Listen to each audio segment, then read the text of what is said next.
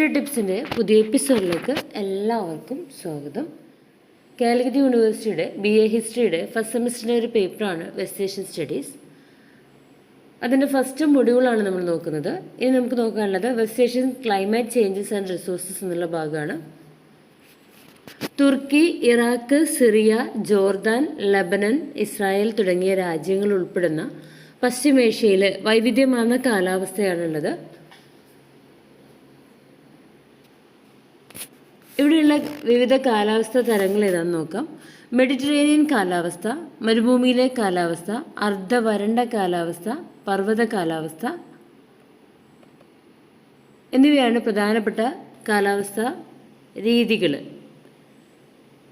Mediterranean കാലാവസ്ഥയിൽ ചൂടുള്ളതും വരണ്ടതുമായ വേനൽക്കാലവും മിതമായതും ഈർപ്പമുള്ളതുമായ ശൈത്യകാലവുമാണുള്ളത്. തുർക്കിയിലെ Aegean തീരം, ഇസ്രായേലിൻ്റെ മെഡിറ്ററേനിയൻ തീരം തുടങ്ങിയ തീരപ്രദേശങ്ങളിൽ ഈ കാലാവസ്ഥ വ്യാപകമാണ്. മരുഭൂമിയിലെ കാലാവസ്ഥ സൗദി അറേബ്യ, ജോർദാൻ, ഇറാഖ് തുടങ്ങിയ രാജ്യങ്ങൾ ഉൾപ്പെടെ അറേബ്യൻ പെനിൻസുലയിൽ ആധിപത്യം സ്ഥാപിക്കുന്ന കാലാവസ്ഥയാണ് മരുഭൂ കാലാവസ്ഥ. ഈ കാലാവസ്ഥ വളരെ ചൂടുള്ള താപനില, കുറഞ്ഞ ഈർപ്പം, പരിമിതമായ മഴ എന്നിവയാൽ അടയാളപ്പെടുത്തുന്ന കാലാവസ്ഥയാണ്. അർദ്ധവരണ്ട കാലാവസ്ഥ കിഴക്കൻ തുർക്കി, വടക്കൻ ഇറാഖ്, സിറിയയുടെ ചില ഭാഗങ്ങൾ തുടങ്ങിയ പ്രദേശങ്ങളിൽ കാണപ്പെടുന്ന കാലാവസ്ഥയാണിത്. പരിമിതമായ മഴയുള്ള ചൂടുള്ള വേനൽക്കാലവും തണുത്ത ശൈത്യകാലവുമാണ് ഈ കാലാവസ്ഥയുടെ സവിശേഷത. ഇനി പർവ്വത കാലാവസ്ഥ. തുർക്കിയിലെ ടോറസ് പർവ്വതനിരകളും ഇറാഖിലെ സാഗ്രോസ് പർവ്വതനിരകളും പോലുള്ള പർവ്വത പ്രദേശങ്ങളിലാണ് പർവ്വത കാലാവസ്ഥ കാണപ്പെടുന്നത്.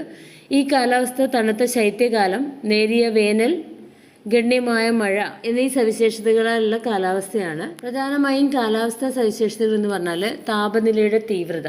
പശ്ചിമേഷ്യയിൽ കാര്യമായ താപനില ഏറ്റക്കുറച്ചിലുകൾ അനുഭവപ്പെടുന്നുണ്ട്. അത്യധികം ചൂടുള്ള വേനൽക്കാലവും തണുത്ത ശൈത്യകാലവുമാണ് ഉണ്ടാവല്. മഴയുടെ വ്യതിയാനം. പശ്ചിമേഷ്യയിലെ മഴ വളരെ വ്യത്യസ്തമാണ്. ചില പ്രദേശങ്ങളിൽ സമൃദ്ധമായ മഴ ലഭിക്കുന്നു, മറ്റു പ്രദേശങ്ങളിൽ കടുത്ത വരൾച്ച അനുഭവപ്പെടുന്നു. പൊടിക്കാറ്റുകൾ. മരുഭൂപ്രദേശങ്ങളിൽ ഇടയ്ക്കിടെ പൊടിക്കാറ്റുകൾ ഉണ്ടാകുന്നു. ഇത് ദൃശ്യപരത അഥവാ കാഴ്ച കുറയ്ക്കുകയും ശ്വസന പ്രശ്നങ്ങൾ ഉണ്ടാക്കുകയും ചെയ്യുന്നുണ്ട്. മഞ്ഞുവീഴ്ച. പശ്ചിമേഷ്യയിലെ പർവ്വത പ്രദേശങ്ങളിൽ ശൈത്യകാലത്ത് കാര്യമായ മഞ്ഞുവീഴ്ച ലഭിക്കുന്നു. ഇത് യാത്രാ തടസ്സങ്ങൾക്ക് കാരണമാകാറുണ്ട്. ഈ കാലാവസ്ഥാ വ്യതിയാനത്തിൻ്റെ പ്രത്യാഘാതങ്ങൾ. വർദ്ധിച്ചു വരുന്ന താപനില ആരോഗ്യ പ്രശ്നങ്ങൾക്കും ജലക്ഷാമത്തിനും കാരണമാകുന്നു. മഴയുടെ പാറ്റേണുകൾ മാറുന്നു. ഇത് കൂടുതൽ വരൾച്ചയിലേക്ക് എത്തിക്കുന്നു. പൊടിക്കാറ്റ് വർദ്ധിക്കുന്നു. പശ്ചിമേഷ്യയിലെ ജലക്ഷാമം കൂടാൻ കാരണമാകുകയും കൃഷി, വ്യവസായം, മനുഷ്യ ഉപഭോഗം എന്നിവയെ അത് ബാധിക്കുകയും ചെയ്യുന്നുണ്ട്. വെസ്റ്റ് ഏഷ്യൻ റിസോഴ്സസിനെ കുറിച്ചാണ് നമുക്ക് നോക്കാനുള്ളത്.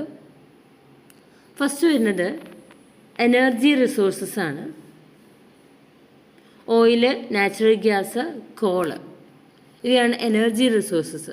Saudi Arabia, Iraq, Iran, Kuwait എന്നിവിടങ്ങളിലാണ് ഓയിൽ റിസോഴ്സസ് ഏറ്റവും കൂടുതലായിട്ട് കണ്ടുവരുന്നത്. പ്രകൃതിവാതകങ്ങൾ ഏറ്റവും കൂടുതലുള്ളത് Qatar, Iran, Saudi Arabia and UAE എന്നീ പ്രദേശങ്ങളിലാണ്. കൽക്കരി വിഭവങ്ങൾ ഏറ്റവും കൂടുതലായിട്ടുള്ളത് തുർക്കി ആൻഡ് ഇറാൻ എന്നീ ഏരിയയിലാണ്.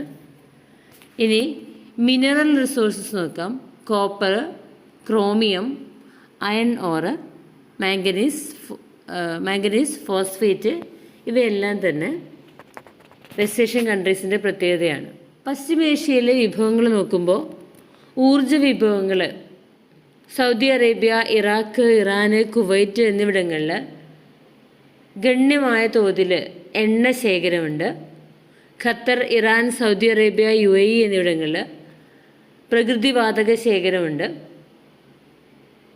തുർക്കിയിലും ഇറാനിലും ശ്രദ്ധേയമായ കൽക്കരി ശേഖരമുണ്ട്.